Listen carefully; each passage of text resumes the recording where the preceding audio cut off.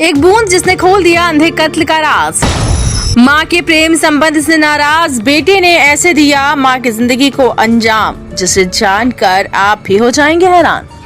बालाघाट जिले के थाना लामता क्षेत्र में हुए सनसनीखेज हत्या के मामले का पुलिस ने खुलासा कर दिया है। पुलिस जांच, डॉग स्क्वाड और खून की एक बूंद की मदद से आरोपियों तक पहुंचने में कामयाबी हासिल हुई। इस मामले में मृतक के कथित अवैध संबंध हत्या की वजह बने। दरअसल 20 मई 2026 को ग्राम परतापुर निवासी सुरेंद्र मड़ावी के लापता होने की रिपोर्ट थाना लमता में दर्ज कराई गई थी। उसी दिन गांव के तालाब में एक शव मिलने की सूचना भी मिली। पुलिस मौके पर पहुंची, शव को कब्जे में लिया और जांच शुरू कर दी। घटनास्थल पर खून के निशान नहीं मिलने से पुलिस को शक हुआ। इसके बाद एफएसएल की टीम और डॉग स्क्वाड ने इलाके में लगातार सर्चिंग शुरू की।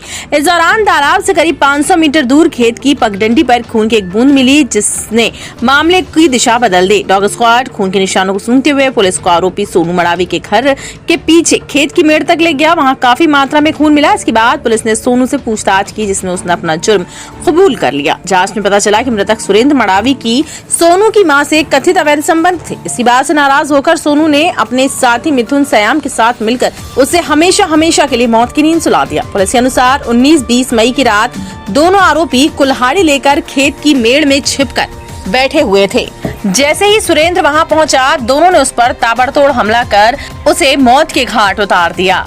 इस पूरी वारदात के बाद आरोपियों ने शव को घसीटकर तालाब में फेंक दिया, ताकि मामला हादसा या आत्महत्या लगे। आरोपियों ने रास्ते में पड़े खून पर मिट्टी डालकर सबूत मिटाने की कोशिश भी की। पुलिस ने आरोपियों की निशानदेही पर 2 कुल्हाड़ियां, खून से सने कपड़े और अन्य सबूत बरामद कर लिए। दोनों आरोपियों को गिरफ्तार कर आगे की कार्यवाही की जा रही है।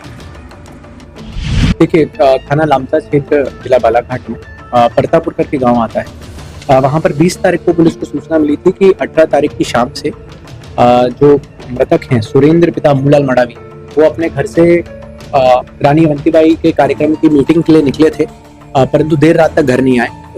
अगले 2 दिनों तक परिजन उनको ढूंढते रहे, पर उनका मिले नहीं। उसके बाद उन्होंने पुलिस के पास गुमनाम दर्ज कराई थी।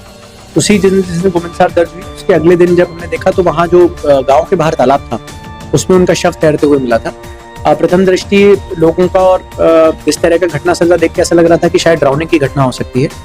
इमीडिएटली बाद जब उसका पोस्टमार्टम कराया गया और जिस प्रकार की नेचर ऑफ इंजुरीज थी, उससे क्लियर हो गया था कि ये होमिसाइडल केस है, जिसको सुसाइडल बनाने की या आत्महत्या या डूबने की हत्या बताने की कोशिश की जा रही है। उस होमिसाइडल केस में जब हमने इन्वेस्टिगेशन किया तो डॉग स्क्वाड, एफएसएल अधिकारी, सभी प्रकार के जो फॉरेंसिक एविडेंसेस होते हैं, उसकी जांच में ये पता चला कि इसमें जो 2 आरोपी हैं, तो ये जो मृतक हैं, ये उन्हीं गांव की एक महिला हैं जो विडो थी।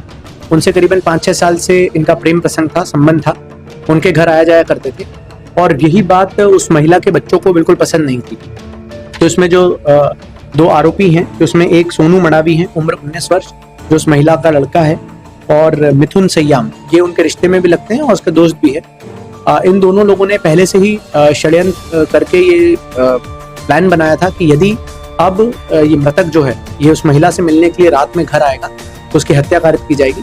इसी के चलते जब ये तालाब के किनारे से पीछे घर आ रहा था, तो इन्होंने जो खेत वाला हिस्सा है वहां पर उसकी हत्या कारित की, कुल्हाड़ी से उसके ऊपर प्राणघातक हमले किए। जब उसकी मृत्यु हो गई, तब उसकी लाश को छुपाने के लिए वहां से खून साफ करने के बाद, मिट्टी में खून मिलाने के बाद बॉडी को तालाब में लेके गए और तालाब में जाके फेंक दिया। और जो कुल्हाड़ी और अन्य चीज, जो हथियार इन्होंने यूज किए थे, उनको इन्होंने तालाब में फेंक दिया।